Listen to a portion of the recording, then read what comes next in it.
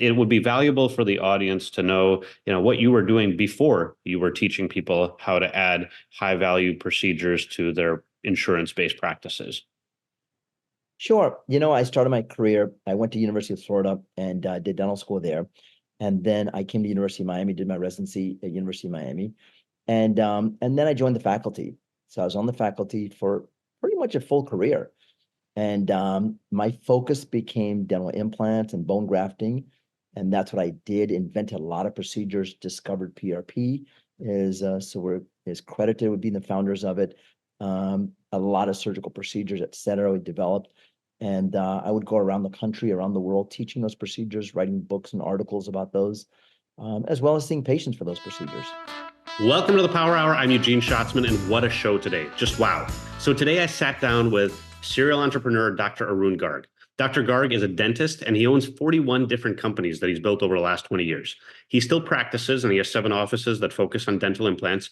And he owns a school called Implant Seminars where he trains other dentists to do implants and other high-value procedures. The incredible thing is that Dr. Garg has trained over 20,000 dentists to add high-dollar specialties to their practice. And we get to learn from that success in this episode.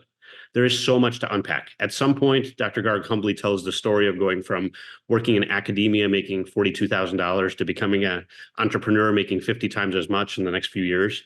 But more than anything, I just love his mindset.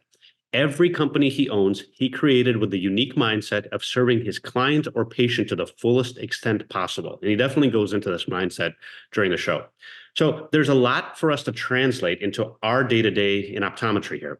Specifically, we spend a lot of time diving into the kinds of things that Dr. Garg teaches to his students who add $5,000 or more cash procedures to busy insurance-focused practices. And we talk about the sales mentality it takes to transition to cash procedures. We talk about mindset. Again, we talk about the patient experience and coming in with like unique solutions for patients. And again, there's just so many lessons for us by looking at Dr. Garg's success as a pillar in this adjacent industry. Anyway, this is definitely an episode I want your feedback on. It was not easy for me to get Dr. Garg to carve out some time to be a benefactor for us in our industry. So please reach out to me. Let me know if you think whether this conversation has helped you. You can reach me at the Power Hour website or at eugeneschatzman.com. Also, again, just to make sure you get reminders and notifications as we release future conversations like this one, please subscribe on Apple, Spotify, YouTube, or wherever you prefer to listen and watch podcasts. And now, let's go into today's show. All right, Dr. Garg, welcome to the show. So excited to have you on the Power Hour. Hey, thank you. And, you have such an incredible journey. You're a serial entrepreneur, and we're going to get into some of this journey in just a few minutes. But I think it would be valuable for the audience to know, what you were doing before you were teaching people how to add high value procedures to their insurance-based practices.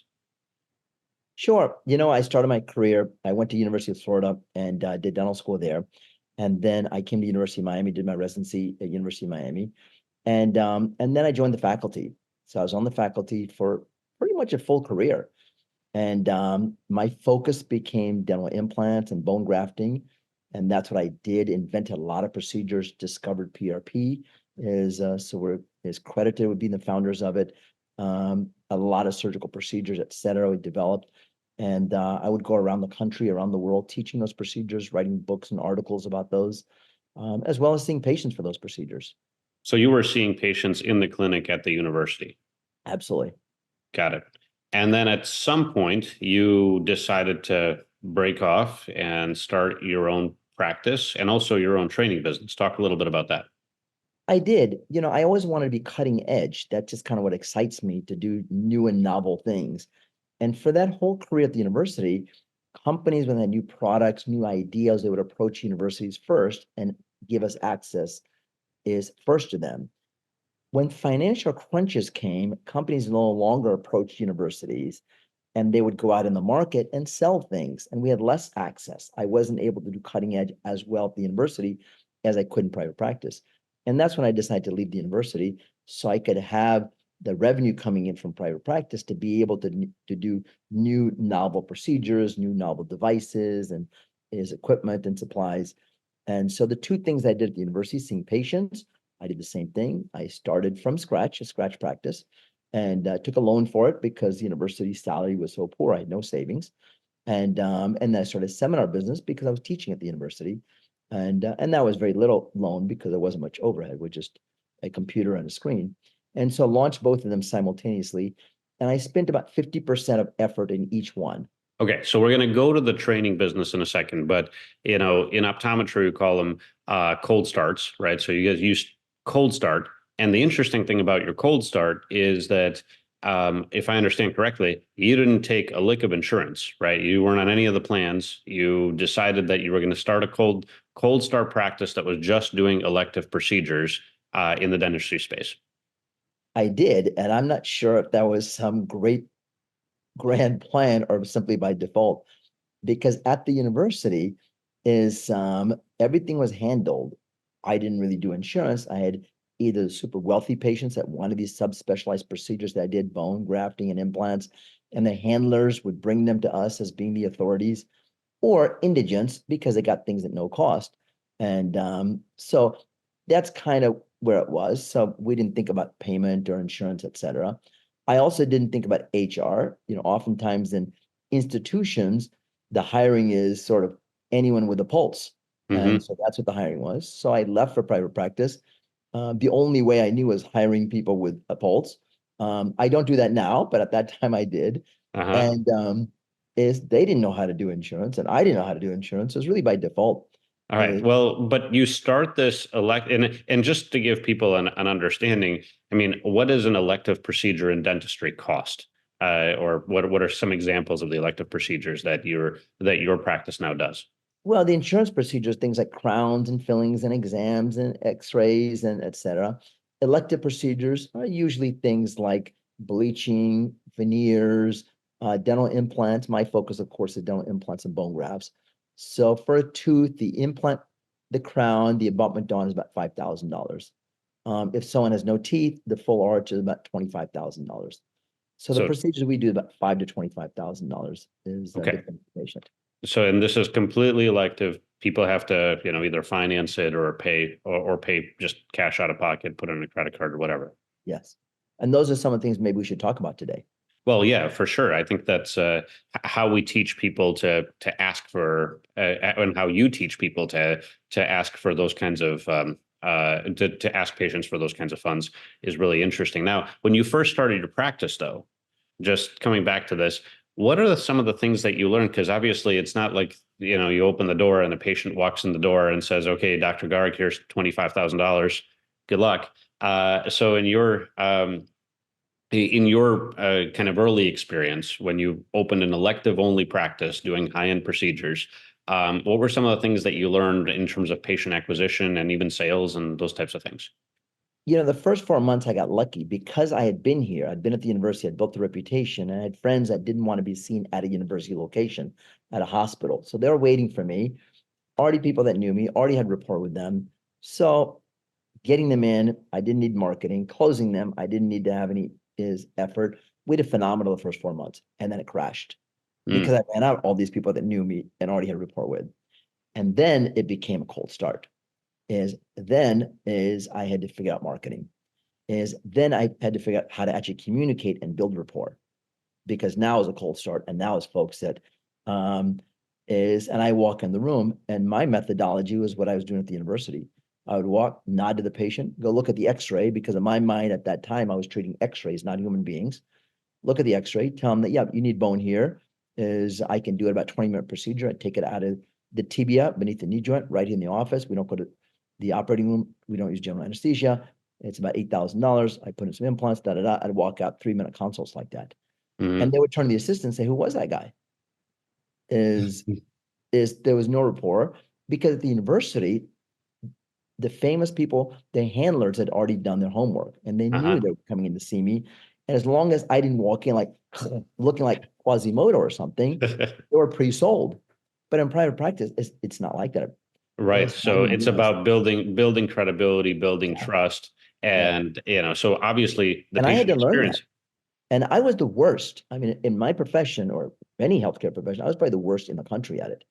And if I can learn it, anyone can learn this. I Well, mean, you're very, I mean, I think you're very humble in the sense that you've trained 20,000 professionals how to do this well at this point. But, early lessons for you, what happened to have you start focusing on both the patient experience, and then obviously you had to go find those patients somewhere. I imagine you started building referral relationships with other providers. Is that what happened? I did is I started getting referral relationships that lasted about 6 months or a year.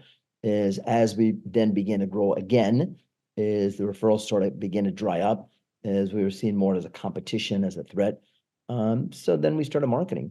Hmm. And then I took seminars and I was giving seminars on clinical. I was training folks on how to do the surgery of dental implants, how to do the bone grafting, and on my off time, I was taking seminars on communication skills. I was taking seminars on Mm, how to talk to them effectively, is and get case acceptance is for them. got it. And so is it became very different. And a lot of the folks, these 20,000 folks that I've trained over these years, I give them one weekend a month for 6 months and that's our core program. Hmm. And I train them on the surgery, but on the last session, I tell them that if you can't sell it, you can't do it because it Right. doesn't matter how good you are technically. And I can train you very, very well technically, but if you can't get a case acceptance, it's all mute. And what happens is you feel the most comfortable the day after you graduate. And a week later, you forget some. A month later, more, 6 months later, forget it. You can't do it. And if you Hmm. can't get a case acceptance for 6 months, you're not going to want to do it. You need Yep. case acceptance immediately when you feel comfortable with this. So in the optometry space, we have, I'd probably liken this a little bit to some of our elective, and I'd say cash pay services like dry eye, like myopia management, maybe scleral lenses, maybe aesthetics. And I think, when you talk about case acceptance, we talk about capture rate, same thing. The reality is that I think everyone struggles with this because you're seeing a patient who, may walk in with an expectation that they have some sort of insurance benefits.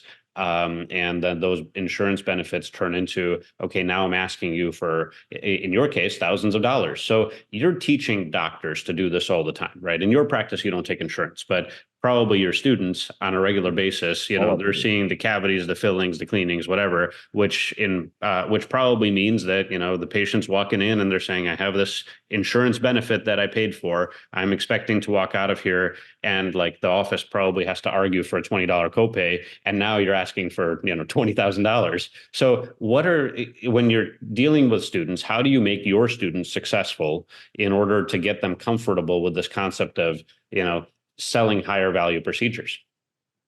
So the very first thing, and we could talk at length about this, but just briefly overall, it's our own mindset. Okay. How do we perceive this? Do we perceive it?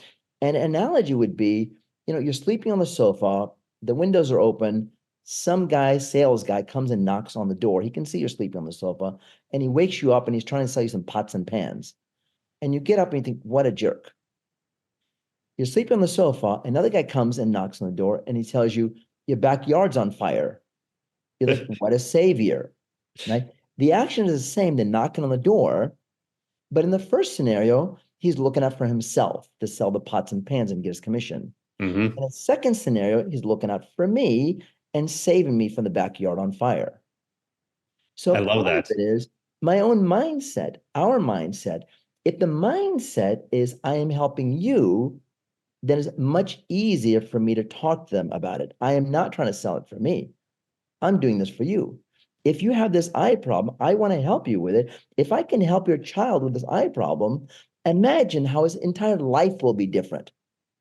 If that's my belief system, that I'm taking this child and changing their experience in elementary school and middle school and high school and whether they get invited to prom or don't get invited to prom and change how they feel about themselves, right? And I can change their entire life trajectory by Hmm. doing this, right? If that's my belief system, I will come across completely different than if my belief system is I'd like to get a couple of $1,000 in my bank account. Right. Right? So number one is we, and when you say we, and the entire team has to be on board with this. Okay, Hmm. that's what this is about. If along the way I get a little bit of cheese out of it, okay, that's fine. But we're doing this to change that child's life experience, right? Hmm. Is if we can take care of the dry eye, and now is maybe it decreases the chance of corneal transplants later. Maybe it decreases the chance of blurry vision later. Maybe it decreases the chance of having car accidents in dusk or at nighttime. And I don't know, but you would know. And if it decreases those things, and that's my belief system, then it is my obligation to let the patient know those things. It is not the patient's obligation to read my mind and know that your treatment can do this.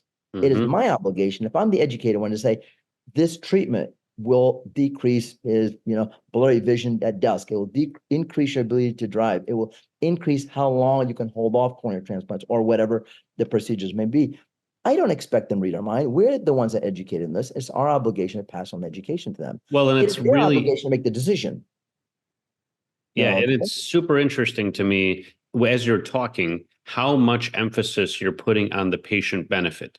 Yes. You're not talking about the technical nature of the procedure necessarily as you're saying this, but you're talking about the benefit the patient is experiencing. And you're almost saying you have this moral responsibility. I know we're both big fans of Jay Abraham, and he's Right. been on the show in the past.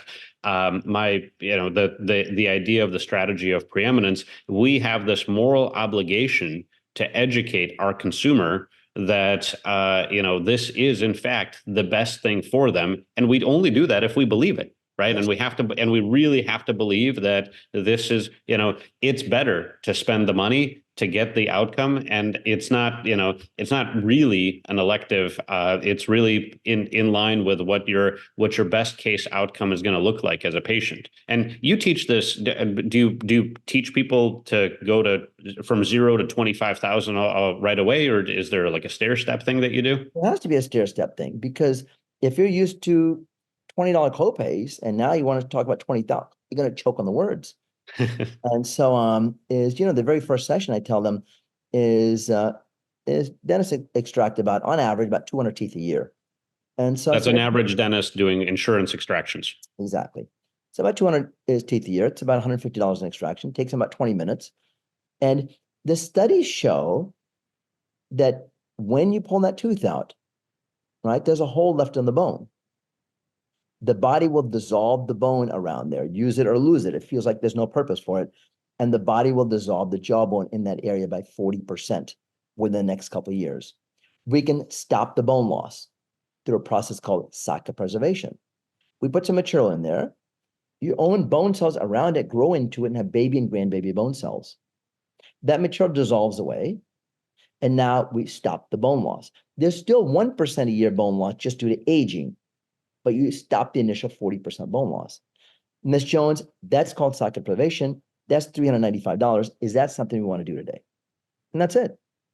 And I noticed that you 5% will say positioned it. You yes, positioned it as preservation, yes, right? You're in the patient's from the perspective of the patient, right? because words matter. As a kid in high school, I worked at McDonald's and I'm in the back there. I'm like, hey, saying, I need some more grease for the fries. I go, no, no, no, no, no. We call it shortening. It might have been grease, but they call it shortening. I need another rag to clean the grill with. No, no, no. We call it a towel. And I realized in my teenage years, these multi-billion-dollar companies who have done the research know that words matter because the client is out there listening to words like shortening versus grease, towel versus is rag. And so words matter. Nobody wants to be grafted. Everybody wants to be preserved. Hmm. And so it's very critical. And a lot of times doctors, what they'll do is they'll say, oh, I'm doing bone grafts because they want to be macho about it. I'm like, well, that may be fine for you to talk to others in the profession. With patients, you say socket preservation. And probably you want to be consistent and say the same word with everyone, even with colleagues. Is Hmm. socket preservation, because otherwise, when we try to do different words, we get confused about it. Okay, so going back to your example, 200 teeth a year, before people hear you talk about this, what percentage of them are doing this socket preservation procedure? Almost none. Almost none. Okay. After they hear you talk about this, what percentage you called it compliance, or what percentage of capture rate do you get from? Well, almost all the doctors in the class are doing it, but is I tell them that you will have 90 to 95% case acceptance. And they don't believe it when I tell them because they Their belief system is patients don't want to pay. They don't want to pay $395. They're not going to. They're going to say no, blah, blah, blah, blah, blah. They're going to ask me questions what the material is. They're going to ask me this. They're going to ask me that. It's going to turn out is they themselves don't believe it. It needs 3 or 4 or 5, and that's why I script it for them. 3 or 4 or 5 or 6 successful cases. Next month, the second session, I go around the room and I ask each person, how many people did you present it to? 10. How many said yes? 10. How many people did you present to? 15. How many said yes? 14. And we go around so everyone sees that, wow, everyone in the room had 90 to 95% case acceptances. And there's always a couple of outliers that don't have that. But now they see, okay, I'm the outlier, not the norm. Mm-hmm. What's holding me back? And I ask them, did you use the exact script I gave you? No. Maybe that's the issue. Did you believe in it? No. Okay, I thought it just to make an extra 395. That's the problem. So I go through this is with them. And the reality is the procedure takes literally 2 minutes. So you take a 20-minute extraction, tooth extraction, it's $150. You add 2 minutes to it, and that's 150 plus 395. Right. And that's a found. And if I'm doing my math right, that's $80,000 a year for the average dentist, right? That is. $400 times 200 times 200 It is not a procedures. get rich quick scheme by any means. But I joke with them that the payments for this course tuition, the course is $8,000. Okay. The payments, the monthly payments you make for the course tuition should not come out of your fillings, not come out of the money you already make, and should come out of this. A Nice. portion for tuition, a portion in your pocket, a portion for Uncle Sam, like everything else is, and then that's during the course, and then you're making this $80,000 the rest of your life. 10 years later, $800,000. 20 years later, $1.6 million of socket preservation and stopping the bone loss Right. for hundreds and thousands of patients. Helping the patients, yes, and believing in it, and following a process to present it in a way that where words matter. So far, I'm just summarizing some of the things that you're teaching. And at the second session, I tell them that if you can't get case acceptance for $395, then how are you ever going to get case acceptance for $5,000? Mm-hmm. So I said, the other final thing, this is training wheels to be able to talk about money. Mm-hmm. Okay. Something that's traditionally not been done in your practices. So do you advise that the doctors talk about money, or do you advise that, because I know most doctors I know tend to save it for the, save it for the, we'll call it the patient counselor or the optician or whoever, the tech who's going to come in and say, well, the doctor recommends this and this is how much it's going to cost. Do you teach doctors to talk about the case value? It's interesting when patients ask, well, how much is that?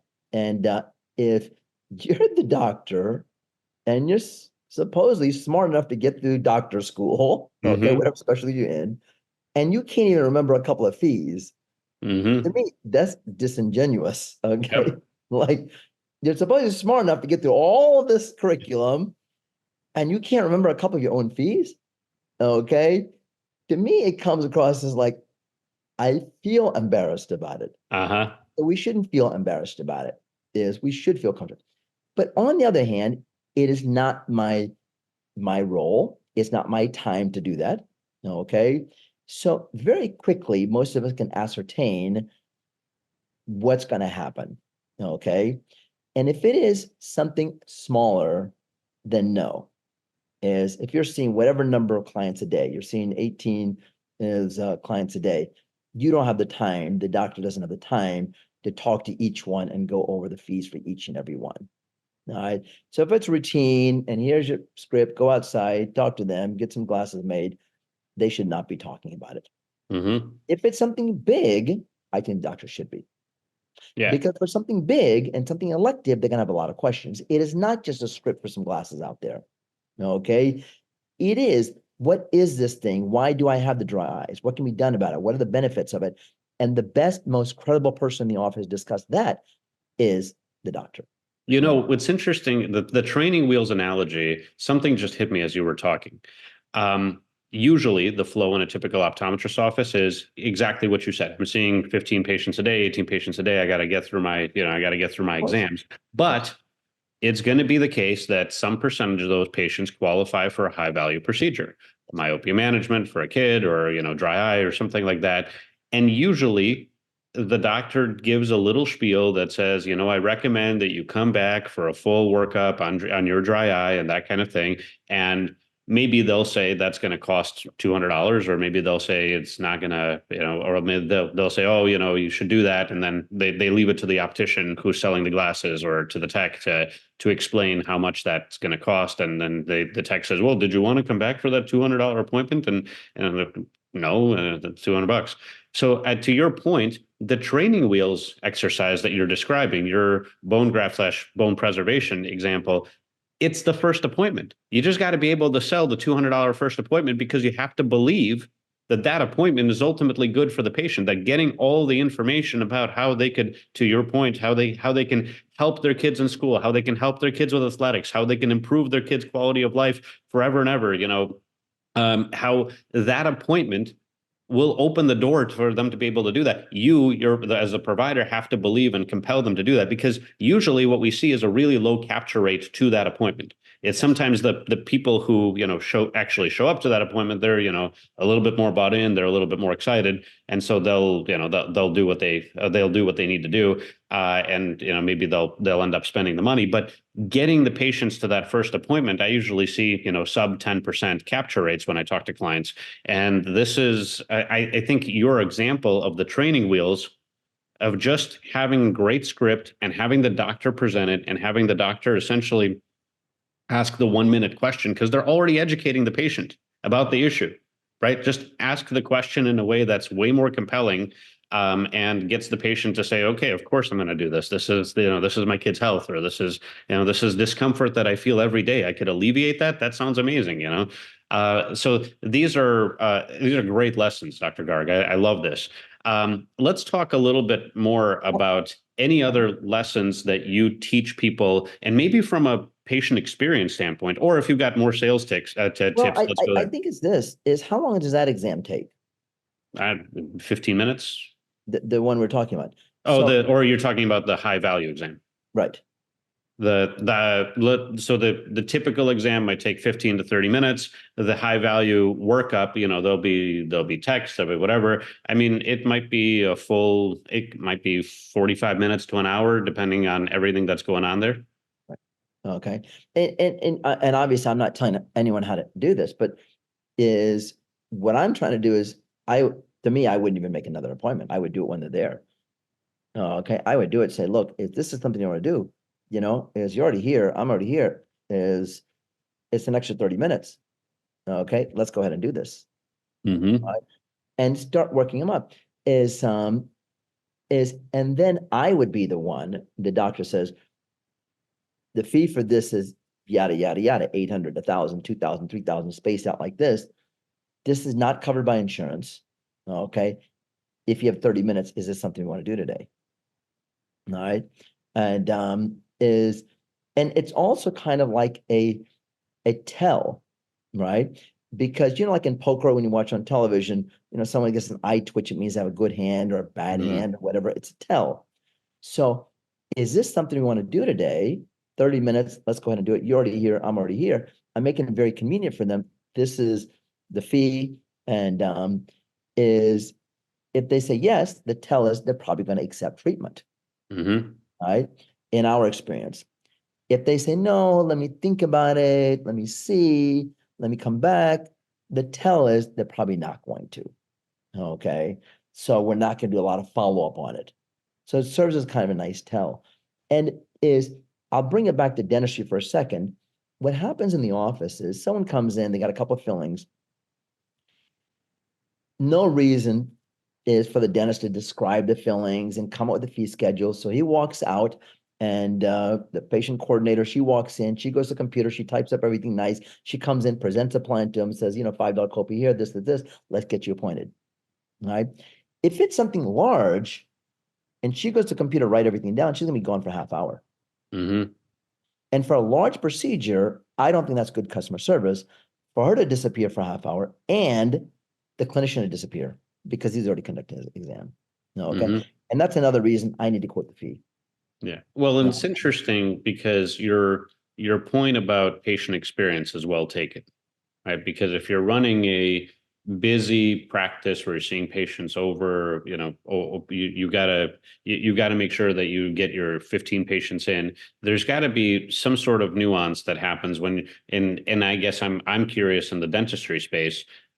What's the difference between a practice that's doing, and I'd call it a blended practice, because I think that we can all imagine the high end, I walk into a beautiful center with, and it's a high end procedure, and like I know I'm going to spend $25,000 because of how nice the lobby looks, and that how good the chandelier is in the lobby. But that's not most people's practices. Most people's practices, I'm sure most of your 20,000 students, their practice is a blended practice. They're seeing cavities, they're walking in for cleanings, whatever. How do you integrate a higher end experience, and what do you teach people about the way they should be thinking about their patient experience, in context of a higher value procedure? It's got to be different. It can't be the exact same.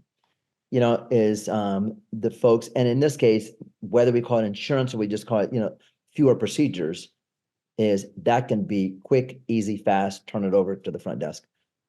This higher end procedures / non-insurance has to be spending more time, has to be is rapport and getting to know them. Mm-hmm. And we actually have developed a questionnaire, and the questionnaire is about 10 questions, not the usual thing, the medical history, et cetera, which every office has, but it's questionnaires about things like, how important is it for you to keep your teeth for a lifetime? Is things like, have you ever had negative experiences in a dental office? Things like, have you ever been told you've got gum disease? Things like, how important are aesthetics to you? Is et cetera, et cetera. And it's about 10 or 15 questions, is that the coordinator goes and asks before I walk in. Mm-hmm. And we have whoever's the chatty one in the office. It could be the doctor, but whoever the chatty one is in the doctor enjoys that type of thing, getting to know them. They jot all this down, and now literally walking down the hallway in 30 seconds, I'm reading all of this on my way in. And now you're armed with a lot more information. Is if they say, how important is it to keep your teeth for a lifetime? Very important. My grandma had her teeth in a cup. She couldn't eat anything. She was miserable. I never want to do that. Mm-hmm. Or my grandpa had his teeth in his cup. He ate everything. He had no problem chewing nuts. He had no problem. So it's important for me to keep my teeth. But if I got to get a second job for it, it's not worth it to me. Mm-hmm. It's important to know before I walk in that which route I start going down is to educate them on implants here, educate them on denture here. Right? Mm-hmm. Okay, educate them on insurance procedure, the denture, educate them non-insurance procedure here before I even walk in. Because in every other industry, if you think about it, is folks will qualify you. Mm-hmm. Right? You're going to go buy a house with a realtor. They don't just start showing you houses. They ask you what your budget is. Right? You go to buy a car. They don't just show you every car in the lot. They ask you what your budget is. And in our offices, it's not polite to ask what your budget is. Mm-hmm. Right? So we have to have a very polite way to know that, which is important to you. Yep. Right? So in your case, the questions might be, have you ever had an experience of dry eye? All right. If you have, would it be important to you to get treatment for it if you knew a treatment was available? Well, it's interesting on that front. Did I hear you say that that your counselors ask the questions rather than having the patient fill out the form? Because I can see a world where somebody's filling out the medical form, and I liken this, Arun, to, I went to a chiropractor not so long ago, and I had to say all the problems, but it was it was like a 4-page, like a picture of a body, and I had to put X's where my, where my shoulder hurt, and I put, and like literally I talked to no one. Right. It would have been a much better experience. It would have been a much more concierge experience if somebody, it doesn't even have to be the doctor, but if somebody put me in an exam room and said, okay, point to where it hurts, or does it hurt there? Let me poke it. Is that where it hurts? And, and have you ever had this problem? Have you ever had that problem? Here, I'm just like looking at the sheet, and I'm just, I got the line, and I'm just drawing no through all the check boxes, just drawing one line no through all the check boxes, because I'm not even reading what it says. But you're saying, if I understand correctly, is that for that high value procedure, screener, we call them in optometry, right? We all have screeners, but for that screener, you would have a human talk to them through that screener rather than $20 have an to hour fill it human, out. right? That's a warm, fuzzy person. Yeah. And then and they, do they note down before the doctor sees them? Do they note down details, not just yes, no, but like, Oh, do they everything. note down every, Because the way I have the questions, I can give you a sample of the form we use. It has a question, has lines in it for my team to write out full sentences there. I love that. It's not check mark That's a response. really great tip. And, I've seen a lot of screeners for dry eye and myopia, and I don't know that they necessarily that optometry reliably delivers those screeners. But even for practices that do deliver those screeners with every patient or every potential qualifying patient, very few would probably do it in an in-person type of conversation. I think And now that's a really it's valuable not the point. doctor who's what times with $100, $200, $500, whatever it is an hour. It's a $20 an hour employee who's saying, do you have young kids? How old are the kids? And then the question would be, on the forum is, if you knew that there was treatment for XYZ, would you Hmm. be interested in knowing more about it? I love that. Have they ever complained about XYZ at school or at Hmm. home? If so, would you like for them to be brought in to be checked for that? Yeah, I love that. Right? That's great. Okay. Yeah. Really, really interesting And now stuff. you're walking in armed with a boatload of information. Of course, and you have you, as you said, you might want to spend a little bit more time with this patient because they're seeking out that education. They said they want the help, and then you can also, that helps you get your mindset right to say, I'm not just trying to sell something. And this is true. I think a lot of doctors actually feel like they're trying to help the patients. But I also wonder if they have questions about whether their associates, the employee doctors, are trying to meet a sales goal or a quota, or if this is a way to get them engaged and to say the patient says they want help. It's your job to help them. They're really What you went interested to in school learning to more. train for. Exactly. This is Yes. why you went to school, to train for this, to do this, to provide this. Yeah, exactly. And I think it's a really, really good point. Anything else on patient experience that you'd share? Because I want to also jump into your entrepreneurial journey a little bit too. Oh, it can be a lot of things. I mean, you and I can talk about patient experience is ad nauseum. We have got a rule that is maximum waiting room is 7 minutes. I have an odd number maximum, so it's not rounded. Is I do have cameras in all my offices in the waiting room. Is in the back, I can see the monitors, so I see when the patient comes in. I see when they're seated. Is I'm in the room at the same time or prior to them being seated, because I see them walking in. They're not waiting for me, so it's not like first they waiting room, then they go to the exam room, then they wait again. I'm meeting them there. I'm at the same time. Yeah, Is I think minor that's, things, but you save a minute here, a minute here, a minute here. They don't come back to the back and say, "Oh, the guy's seated." If they got to do that 15 times a day, oh, he's seated. Oh, he's seated. He's seated. Even if it's 1 minute delay for them to walk back and get you, that's 15 minutes. If it's 1 minute delay for them to come back and get you, 2 minute delay for you to get off of Instagram to go and see the client, that's 3 minutes times 15 patients. That's 45 minutes wasted. That's a whole hour of your life uh-huh. wasted. Okay. And it sets a tone for the office, a different tone. Is makes the whole office is feel like the energy we have here is more kind of calm and chill versus on point. Okay. The way we would like to be treated. You go to a restaurant, when do you want to be seated? Immediately. Okay. Not okay, yeah, we'll see in about 15, 20 minutes. We'll get you in when we can. Hmm. And, and it's not that we don't have 15 or 20 minutes is to wait at that restaurant, but everyone emotionally feels like they disrespected me. Hmm. They didn't disrespect you or me when they make us wait at the restaurant. They were full. But people take it personally. So the faster we get them in, the better it is for them emotionally.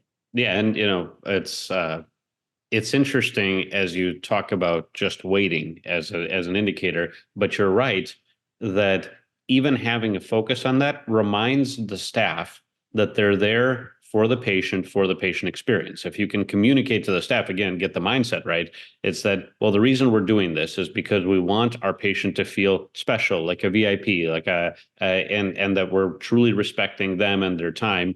And chances are having that one control of, in your case, 7 minutes. And I don't know, I'm curious how you enforce that with your team. Like, if it's 8 minutes, do you like you run down to the front desk and you say, guys, get off your, whatever you need to do, make it No, I'll tell you happen. what I do. Uh, I walk out of the waiting room, grab them myself. ah, I don't do it. I don't do it disrespectfully to my staff. I just walk out. If I see someone out on the camera, I see them out there, and I'm not busy. I just walk out and say, "Hey, Miss Jones, come on in. Let's come on in. Come on in." Okay. And the staff are respectful enough, even though I did not do it with the disrespect. I did not give them a dirty look or a glare or anything. They just feel apologetic. Oh yeah, okay, sorry. Okay, yeah, let me go. It's okay. Come on, that's fine. But then the next 1 week, that's not going to happen again mm-hmm. because they just know that, ooh, that was not the way it's supposed to be. Yep. Something like that. Yes. So it's interesting, and a really great point.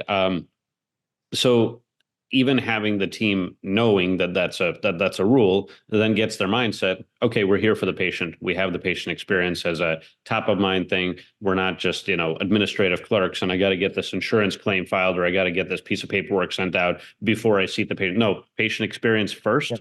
then everything Always. else, right? Always number one. And Yep. and Ritz-Carlton training, they train you that is, if there's a hotel guest that needs something, everyone is empowered to take care of it. And Mm-hmm. so, we all have our specific job duties, but you know what? If it means me seating is the patient, fine. Okay. There's no ego about it or anything like that. It's just taking care of them. I love that. So, I feel like we could do a part two episode on either patient experience or high value procedure conversion rates.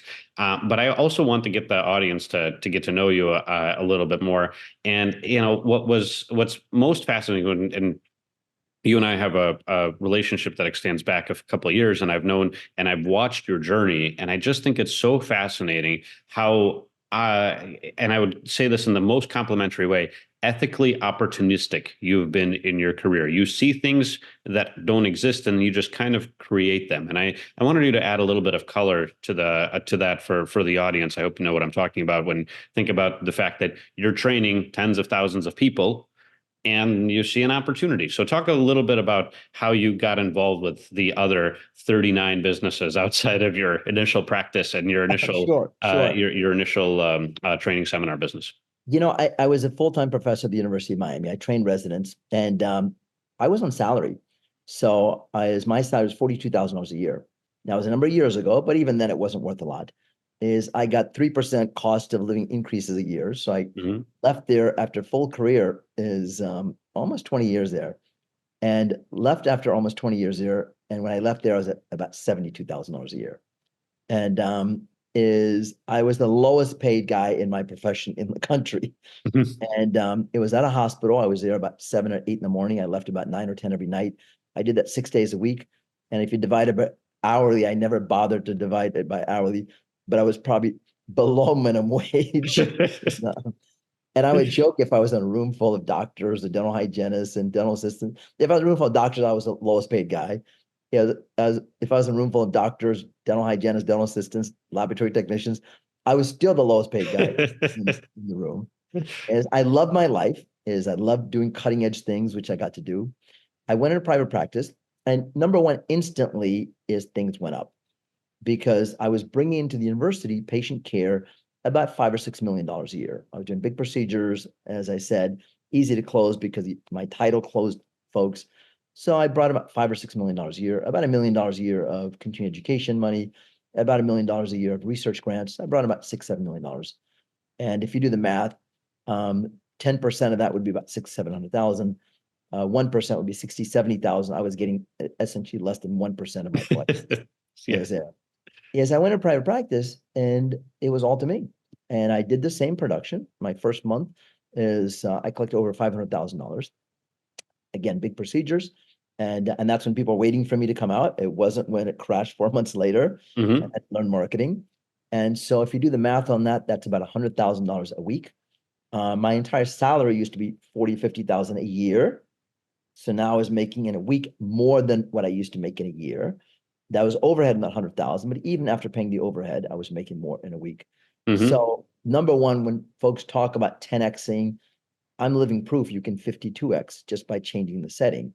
Yeah. And I didn't do it with that motive. I did it for a different motive, which was I wanted more excitement.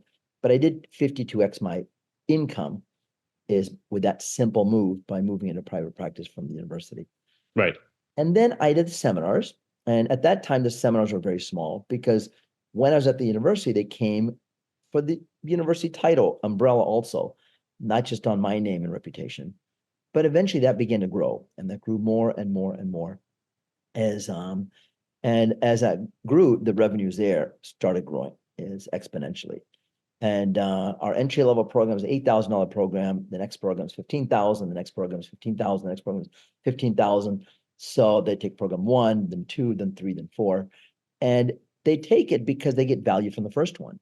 Mm-hmm. Take $8,000 program in the first year, they make an extra $200,000. So they're happy to reinvest 15,000 for a program 1 or 2 or 3 or 4 years later, because it's sort of like with house money by now. Mm-hmm. And so then it's up to us to make sure they grow. They take the next program, $15,000. They've got to grow $100,000, $200,000 a year Right. for them to reinvest a portion of it back in the next program. So we started doing the programs. And then what happened is I saw in the programs, I'm recommending to them the material that to put into that socket. Mm-hmm. But I work with the folks at the university and a fellow named Dr. Ted Malinin, an orthopedic surgeon there, and we had the ideal material. And so rather than is recommending things that were good, okay, but not the best out there, we said, well, we could form a company. So he and I partnered 66%, 33%. We formed a company. Is he retired from the university as well? And he was senior to me in terms of years and such. He was probably retired anyway. We formed a company. We actually rented space within the university. So our address is still the university address for the company, Osteolife Biomedical. And I started making the bone product. And today its gross revenue is about $10 million a year. Well, so in that particular case, what I'm hearing you say the pattern is you have to make sure that what you're doing is good for the client and you're just seeking the best, right? Yes. You're seeking the best for the client and the best wasn't easily available or it wasn't whatever. So you just created your own. We created the best. And what we did is we actually underpriced it. It is not the highest price in the market. It is actually slightly below average pricing. Mm-hmm. It's about 40th percentile. There's about 30, 40% lower than us, 60% higher, but the best product at a value pricing. Right. So you're recommending this bone preservation procedure and this material that you have to put in there is now something that you're selling and you're selling and you're not embarrassed about selling it because you're saying I've developed the best one and it's cheaper than what you're going to buy somewhere else. But if you want something else or you're using something else already, that's fine. Okay. Yeah. Okay, absolutely. And then the same thing happened. There's instruments they wanted for the surgery. There's dental implants they wanted. So we developed them. A lot of is implants these days are imported from is other countries and is manufacturing is different. So we said, okay, let's do a made in America to our specifications is and our designs. And the same thing with instruments. The instruments to make sinus lifts. Over the years, I'd given away these ideas to other companies to manufacture and sell, and I was happy with that. I just wanted these great instruments out there to do the sinus lifts. As I developed new ideas, we had our company manufacture it. And so is MedEquip, they began manufacturing it. Today it's about $15 million a year is gross annual sales. And so a lot of it became is, like I say, very organic and is just adding on. It is almost similar to a person who has a practice. They've got an optometry practice or they've got a dental practice. They add on to the optometry practice, they add on the glasses, they add on other ancillary things. In the seminar business, I was adding on ancillary things. The ancillary things did well, so we kept on is growing the ancillary things. Yeah, and I liken this a little bit in the optometry space. I liken this a little bit to a practice that brings in a private label brand, and they say, "Well, the reason I'm bringing in this brand because it might be better product for my patients, and it's designed to my own specifications and it's designed to the types of patients I'm seeing, and it's probably more profitable for me to be able to do that, so I can deliver better care and I can ensure that I'm doing that." But you can look at that pretty much in any business, and you like to control. It seems to me like you like to not leave any part of the experience, whether it's your student experience and your in your seminar business or your patient experience in your practice, you don't like to leave any of that stuff to chance. So you just create it, right? Yeah. But in today's world, it's not as difficult as it once was. I was never really want to be in the consumer line of products, but I did because a lot of times, folks with mouthwashes, they go, well, it kills, people are worried about balance these days. It kills the bad bacteria, but it kills the good bacteria too. So we launched a line and we just call it Dr. G brand. And is some mouthwash has probiotic in it. So it kills the bad bacteria, but then you reintroduce good bacteria is for toothpaste. The thing lies there with the cap on, with the cap off, the tube half squeezed. Doesn't look elegant in anyone's bathroom. So we made a nice, elegant pump. And then a lot of times people glob on too much of the toothpaste, and you see half of it in the sink and half of it here. So it comes out as a foam, so you can't put too much on.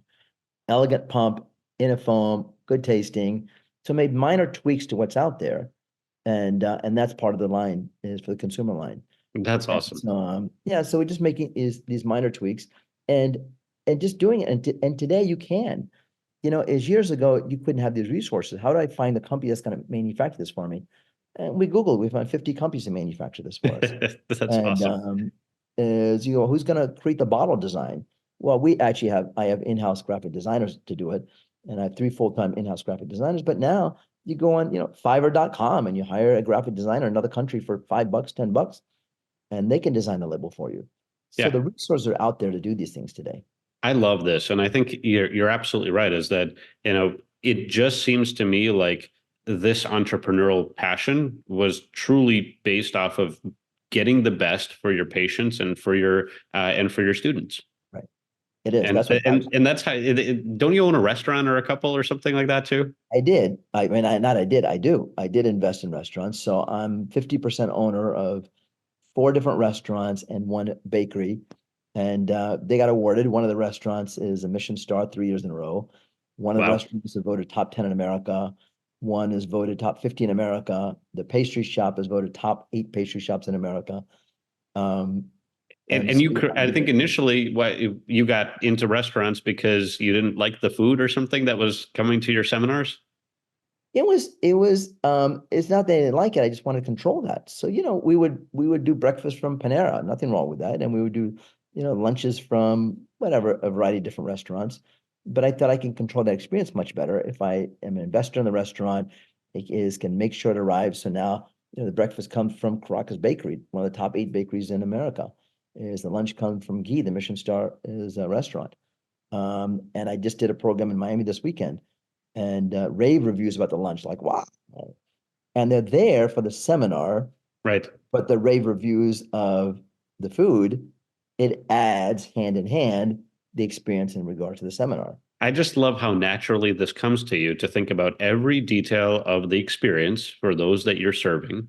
And I think we can all take a lot of lessons from this. I think that, and obviously the businesses you created were all designed because you had that mindset in the first place to say, I want what's best for you, my customer, my client, my patient, my student. I want what's best for you. So let me go make sure that happens, and it's okay that you're going to have to pay for it, but because I believe that you deserve the best, and in order for me to get you the best, you're going to have to pay me some money. But and you're absolutely right, and I think that's such a huge component of your success and kind of why you've become the serial entrepreneur and just a pillar in the dental community. Thank you. Well, so I'd love to do. I mean, I feel like we could do part 2 through 5 of this conversation at some point. But I think that you've shared so much wisdom and so much knowledge in this conversation. I'm going to encourage everybody listening to really just provide me with some feedback and let me know what you learned and kind of where you want to take the conversation in the future. I'm grateful that you were able to join us on the show today, Dr. Garg, and thank you so much for all you've shared. Thank you. All right. Hey, guys. If you're enjoying the Power Hour, you might be asking yourself, what can I do today in my practice that's going to make an impact? So over the years, the practice coaches and consultants at the Power Practice have helped thousands of practices improve. And they often start with one thing, and that's a proprietary methodology called the Practice Profitability Audit. For about $2,400, they look at all of your practice numbers and they stack them up against where a practice of your size could and should be. It takes about a week for them to do. And because they're so experienced, they know what your potential looks like. And they're often able to take that $2,400, multiply it several times over, and hand it right back to you in found profits in your practice in months, not years, in months. But you get to keep the much more profitable practice for years afterwards. But here's the best news. I'm going to tell you how you can have the practice profitability audit completely free.